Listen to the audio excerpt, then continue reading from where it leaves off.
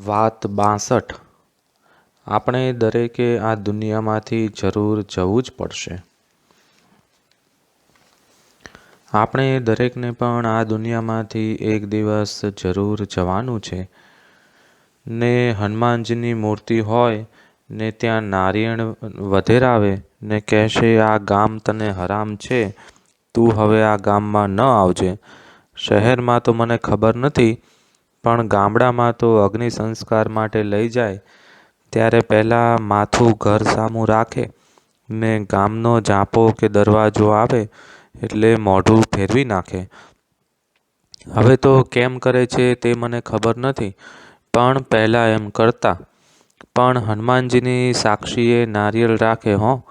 હે હનુમાનજી, તમે આ સાક્ષી છો, હવે આને નહીં આવવા દેજો આ ગામમાં, એમ અમારા ગુરુ વાત કરતા. હરામ છે એટલે જે વસ્તુ હરામ કરી હોય તે અંગીકાર ન કરાય, એમ આગળ વાત કરતા. આપણે પણ એક દી આ દુનિયામાંથી જરૂર જવાનું છે, પણ આવી રીતે આ જ્ઞાનની દ્રઢતા રાખી વ્યવહારિક કાર્યો કરતા હોઈએ તો તે વ્યવહારિક કાર્યો બંધન કરતા ન થાય અને ભગવાનનું ધ્યાન ભજન કરવામાં આનંદ આવે. તો દરેકે કાળજી રાખી ભજન વિશેષ કરવું. વાત 63. ભગવાન સહજાનંદ સ્વામીએ ગુરુ પાસે 2 વરદાન માગ્યા. સ્વામિનારાયણ ભગવાન એવા દયાળુ છે કે પોતાના ભક્તને કેમ સુખ થાય, મારા ભક્તને કોઈ પ્રકારનું દુઃખ ન થાય, એવો જ સ્વામિનારાયણ ભગવાનનો આગ્રહ છે. અને તેમણે તે સુખ પોતાના ગુરુ રામાનંદ સ્વામી પાસેથી માગી લીધું. જ્યારે રામાનંદ સ્વામીને આ લોકમાંથી અંતર્ધ્યાન થવાની ઈચ્છા થઈ ત્યારે રામાનંદ સ્વામીએ વિચાર કર્યો કે મારે તો આ લોકમાંથી જવાનું છે, તો પાછળ આ સત્સંગ બરાબર જળવાઈ રહે અને ભગવાનના ભક્તો સુખી થાય અને આ મોક્ષનો માર્ગ ચાલુ રહે, એટલા હેતુથી રામાનંદ સ્વામીએ વિચાર કર્યો કે હવે આ ગાદી કોને આપવી. ત્યારે મુક્તાનંદ સ્વામી આદિ ઘણા સંતો હતા, પણ રામાનંદ સ્વામીને એમ થયું કે સર્વે સંતો બહુ સારા છે, પણ આ નીલકંઠ વર્ણી બહુ સારા અને સમર્થ છે અને તે ભગવાન છે, માટે અમારે એમને ગાદી આપવી. અને સંતો તો બહુ જૂના હતા અને સ્વામિનારાયણ ભગવાનને તો સંત થયે હજી 2 જ વર્ષ થયા હતા. હવે 2 વર્ષથી સાધુ થયા હોય એને આ સત્સંગની મોટી મહાનતાએ આપવી એ બહુ મોટી જવાબદારી કહેવાય. એને સાચવવું બહુ જ કઠણ પડે. પણ રામાનંદ સ્વામીએ વિચાર કર્યો કે આ ગાદીને લાયક તો આ જ છે. અને બીજા સંતોને પણ રામાનંદ સ્વામીએ પૂછ્યું તો દરેકે હા પાડી, તે બરાબર છે. એટલે મહારાજને રામાનંદ સ્વામીએ કહ્યું, હે નીલકંઠ વાણી, આ ગાદી તમે સંભાળો, મારે પણ આ દુનિયામાંથી જવાનું છે. ત્યારે સ્વામિનારાયણ ભગવાન પણ સર્વ કાર્યને માટે લાયક હતા અને સંકલ્પ માત્રથી દરેક કાર્ય કરી શકતા. છતાં પણ આ લોકમાં આવ્યા એટલે એમણે જણાવ્યું કે હે ગુરુ મહારાજ, આ ગાદી સાચવવી તે બહુ કઠણ કામ છે, બહુ મોટું કામ છે ને તો તે માટે તે હું લઈ શકું નહીં. માટે આ બીજા મોટા મોટા સંતો છે તેને આપો તો સારું. ત્યારે રામાનંદ સ્વામીએ તો પહેલેથી જ નક્કી કર્યું હતું કે આમને જ ગાદી સોંપવી. ત્યારે બહુ કહ્યું ત્યારે સ્વામિનારાયણ ભગવાને વિચાર કર્યો કે ગુરુની આજ્ઞા માનવી, માતા પિતા અને ગુરુ તેમની આજ્ઞા માનવી અને એમનું કહ્યું કરવું એ જ શિષ્ય અથવા પુત્રનો ધર્મ છે. ત્યારે ગુરુની આજ્ઞા સ્વીકારી, પણ સાથે સાથે એ માગ્યું કે હે ગુરુ મહારાજ, તમારા ભક્તને એક વીંછીનું દુઃખ થવાનું હોય તો અમારે રૂવાડે રૂવાડે કરોડ વીંછીની વેદના થાય, પણ તમારા ભક્તને તે દુઃખ ન થાય અને તમારા ભક્તને પ્રારબ્ધમાં રામપાત્ર લખ્યું હોય. રામપાત્ર એટલે શું કે જગતના જે બાવાઓ હોય તે ઠીકરાનું વાસણ લઈને ઘરે ઘેર માગે, આખા ગામમાં ફરે, ત્યારે 1-2 કિલો અનાજનો અનાજ કે લોટ માંડ મળે. એવું એનું પ્રારબ્ધ હોય તો ભગવાન કહે કે તે મને આવે, પણ તમારા ભક્ત દુઃખી ન થાય. આ 2 વરદાન મને આપતા હો તો હું ગાદી સ્વીકારું. જો આ દુનિયામાં કોઈ મોટા મહાત્મા કે કોઈ મોટા સંતો કે કોઈ સારા માણસો રાજી થાય તે આ લોકની વસ્તુ માગે, પણ સ્વામિનારાયણ ભગવાને પોતાના ભક્ત માટે આવું માગ્યું. ત્યારે રામાનંદ સ્વામીએ તેમને વરદાન માગ્યું કે હે નીલકંઠવાણી, જાઓ, તમને હું એવું વરદાન આપું છું, અને તમે મારી આજ્ઞાએ કરી બધું કામ સંભાળશો તો તમને કોઈ પ્રકારનું બંધન નહીં થાય.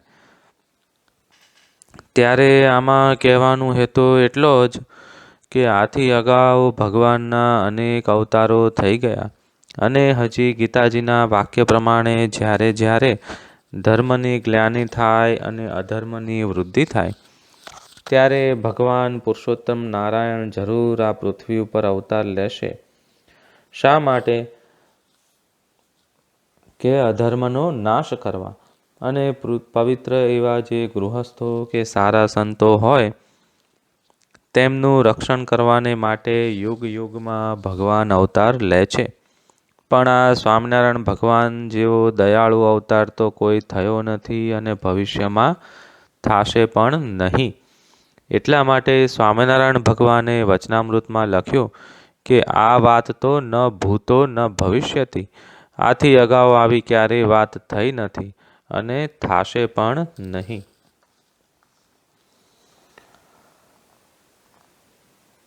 વાત 64. શ્રી સ્વામિનારાયણ ભગવાનની દયાથી જ આપણે બધા સુખિયા છીએ. વળી નિષ્કુળાનંદ સ્વામીએ પણ લખ્યું કે નહોતી દીઠી નહોતી સાંભળી, એવી પ્રગટાવી પુનિત પુરુષોત્તમ પ્રગટી રે. આ વાત આવી ક્યારેય દેખાણી નહોતી કે સાંભળી પણ નહોતી. પહેલાં તો કેટલાય તપ કરે, જપ કરે, આ શરીરની ચામડી તૂટી જાય એટલી કસોટી માણસથી સહન થાય તો તેને હું ન્યાલ કરું. હરિશ્ચંદ્ર રાજા પોતે સત્યવાદી હતા. પોતાનું સત રાખવાને માટે હરિજનને ત્યાં વેચાણા. એના સ્ત્રી પુત્રે કેટલી કસોટી સહન કરી.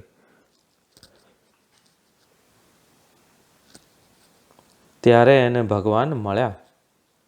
પણ આજ તો તમે ભલે ગૃહસ્થાશ્રમમાં રહો, દૂધ ચોખા ને સાકર જમો, હિંડોળા ખાટમાં ઝૂલો, અને અંતકાળે અક્ષરધામની પ્રાપ્તિ, તે તો કોઈ શાસ્ત્રમાં વાત લખી નથી. પણ આ સ્વામિનારાયણ ભગવાન એવા દયાળુ, એની દયાથી જ આપણે સર્વે સુખ ભોગવીએ છીએ. તો એવા ભગવાન દયાળુ પોતાના ભક્તને માટે કેટલું સહન કરે છે. કોઈને દુખ્યો રે દેખી ન ખમાય, દયા આણી રે અતિશય આકળા થાય, અણધન વસ્ત્ર રે. તો કોઈ પ્રાણી જીવ અતિશય દુઃખી હોય તો તેને અન્ન ધન વસ્ત્ર આપી અને તેનું ભગવાન રક્ષણ કરે, એને સુખ્યો કરે. એવા દયાળુ ભગવાન આપણને મળી ગયા છે. તો આપણે શું કરવાનું કે તે ભગવાન પુરુષોત્તમ નારાયણનો દ્રઢ આશરો રાખવો, અને એને વિશે એક પતિવ્રતાની ટેક રાખવી, ને આપણાથી જેટલી બને તેટલી સાંજે સવારે આગળ પાછળ કામકાજ કરી ભગવાનની ભક્તિ કરવી. ભલે તમને ગૃહસ્થ લોકોને આ વ્યવહારની અનેક પ્રકારની વિટંબણા હોય, તેમાંથી પસાર થઈ કસોટીમાંથી પણ આ ભગવાનની ભક્તિ બને તેટલી કાળજી રાખીને આપણે કરીએ તો દેહ છતાં દુઃખી નહીં, તન છૂટે તે જ અંબાર. દેહ છતાં પણ ભગવાન પોતાના ભક્તની અન્ન વસ્ત્ર ને આબરૂએ રક્ષા કરે છે, ને તન છૂટે તે જ અંબાર. એ જે અક્ષરધામ તેજોમય છે તે અક્ષરધામમાં પોતાના ભક્તને તેડી જાય છે. સ્વામિનારાયણ ભગવાને ગરડા પ્રથમ પ્રકરણના પહેલા વચનામૃતમાં લખ્યું કે ધર્મકુળને આશ્રિત એવો જે ભક્ત, તેને હું મારા ધામમાં લઈ જાઉં છું. તો તે કોઈ ગરુડ ઉપર બેસીને જાય છે, કોઈ રથ ઉપર બેસીને જાય છે, કોઈ વિમાન ઉપર બેસીને જાય છે. એવા આ સત્સંગમાં ઘણા દાખલા છે. તો એવા દયાળુ ભગવાન આપણને મળ્યા તો આપણે બીજું શું કરીએ? અમારા ગુરુ અમને વાત કરતા કે એક સિંહ હતો. તે સિંહને રાજી કરવા માટે સસલું આમ તેમ દોડે અને આમથી તેમ દોડે. તેમ આપણે તો ભગવાનને પ્રાર્થના કરીએ કે હે મહારાજ, હે દયાળુ, તમે મારા ઉપર રાજી થાઓ અને મારી જે કાંઈ કસર હોય, મારી જો કાંઈ ખામી હોય તો તમે જરૂર તે ટળાવી અને આ લોકમાં પણ મને તમારી દિવ્ય મૂર્તિનું સુખ આપજો અને દેહને અંતે તમારી હજુર સેવામાં રાખજો. આપણે તે સસલાની પેઠે આમ તેમ ફર્યા કરીએ, તેમ આવી રીતે આપણે ભગવાનને પ્રાર્થના કરીએ તો ભગવાન એવા દયાળુ છે કે તે પોતાના ભક્તને સુખ આપે જ છે. વાત 65. પ્રેમદાસ ભક્ત. એક ગામમાં પ્રેમદાસ નામના ભક્ત હતા. પ્રેમદાસ એટલે પ્રેમની જ મૂર્તિ. જેમ પ્રેમાનંદ સ્વામી ભગવાનની મૂર્તિનું ધ્યાન ભજન કરતા અને ભગવાનની મૂર્તિમાં તલ્લીન બની જતા, તેમ આ ભક્ત પણ એવા પ્રેમદાસ. સવારે ઉઠીને ભગવાનનું ધ્યાન કરે, ભજન કરે, કથા કીર્તન વાર્તા કરે. એને તો અંતરમાં તો ભગવાનના દર્શન થાતા, પણ છતાંય ભગવાનને પ્રાર્થના કરે, આવો આવો સહજાનંદ સ્વામી, પ્રભુ હું તો તમારો બાળ, તમે મારા જીવન પ્રતિપાળ.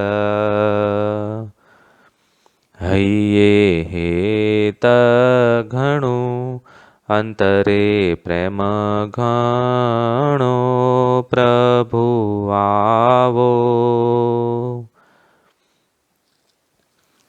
આવો આવો સહજાનંદ સ્વામી.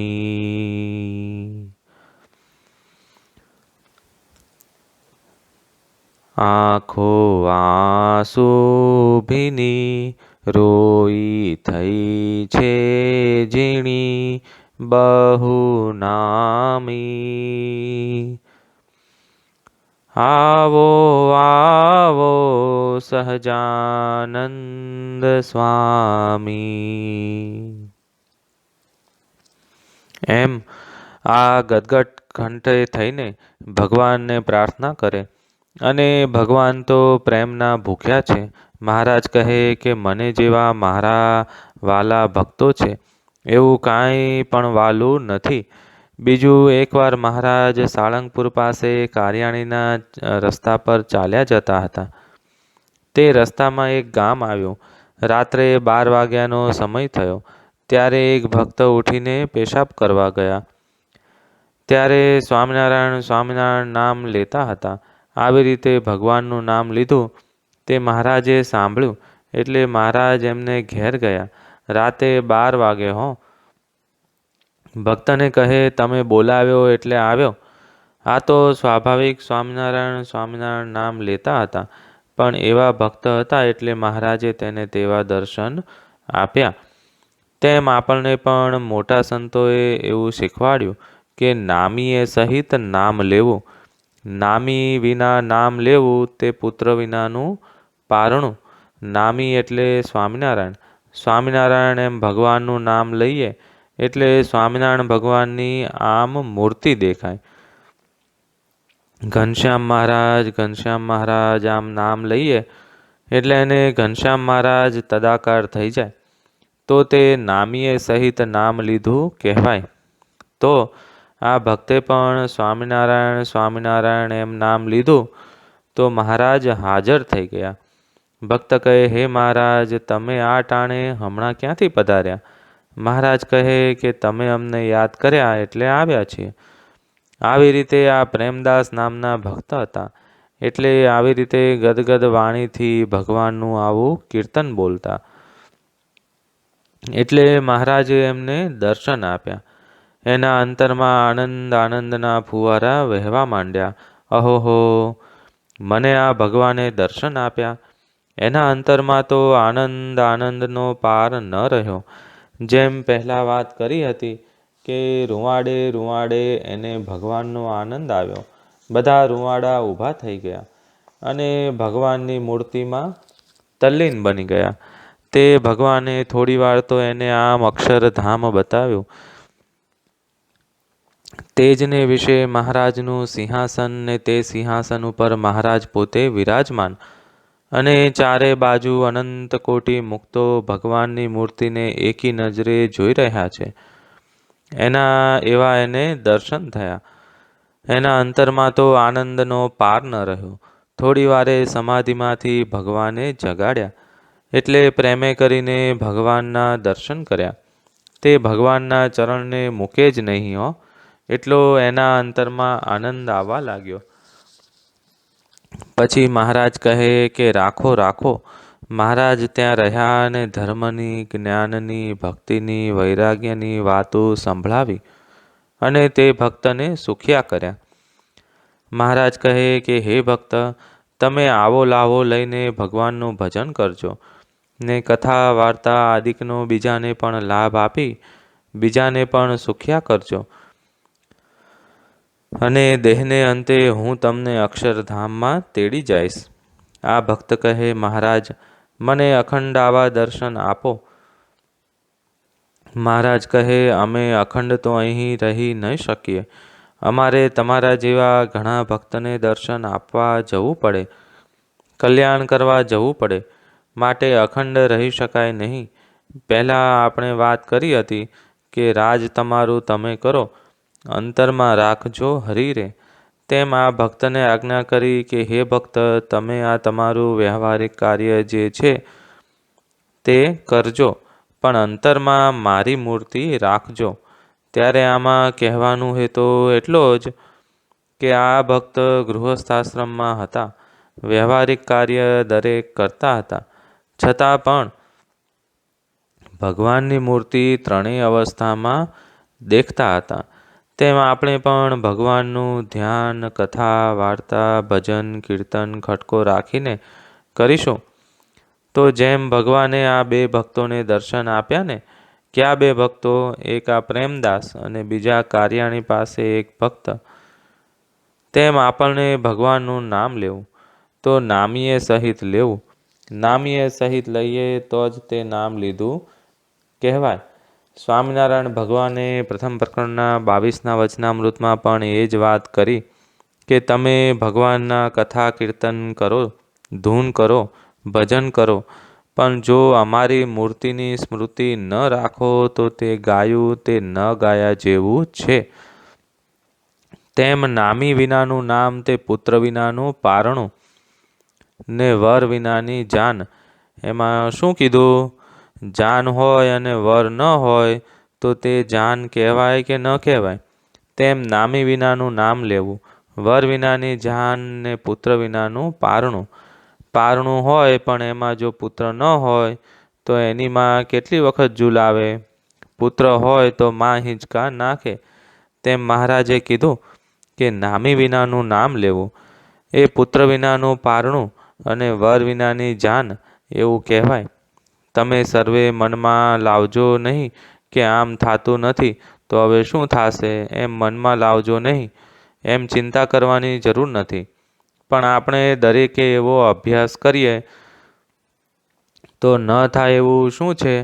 જુઓ, આ ભક્ત વ્યવહારિક કાર્ય કરતા હતા. કુશળ કુંવરબાઈ રાજ કરતા હતા કે ચક્રવેણુ પાણી રાજા પણ રાજ કરતા હતા. જનક રાજા પણ રાજ કરતા હતા. ગોવર્ધનભાઈ, પર્વતભાઈ, માયારામ ભટ્ટ આદિ ઘણા ભક્તો થઈ ગયા અને હજી આજે પણ સત્સંગમાં એવા ઘણા ભક્તો છે જે પોતાને વ્યવહારિક કાર્ય કરતા હોય છતાં પણ પોતે વિરક્ત હોય. એટલે આજે પણ સત્સંગમાં ન હોય એમ નહીં, હરિભક્તો પણ હોય અને સંતો પણ હોય. મહારાજે વડતાલના 19ના વચનામૃતમાં કહ્યું કે જ્યારે આ જીવને ભરતખંડમાં મનુષ્ય જન્મ આવે છે ત્યારે ભગવાનના અવતારો અથવા ભગવાનના સંતો જરૂર વિચરતા હોય છે. તો જો તે ન હોત તો ભગવાનનું આ વચન ને વચનામૃત ખોટું પડી જાય. તો સંતોમાં પણ હોય અને હરિભક્તોમાં પણ હોય. તો આપણે પણ દરેકે તે રીતે જ્ઞાન, વૈરાગ્ય, ભક્તિ દ્રઢ કરી અને આપણી જે કાંઈ ખામી હોય તે ટાળીશું તો થોડા વખતમાં જ કામ થઈ જશે.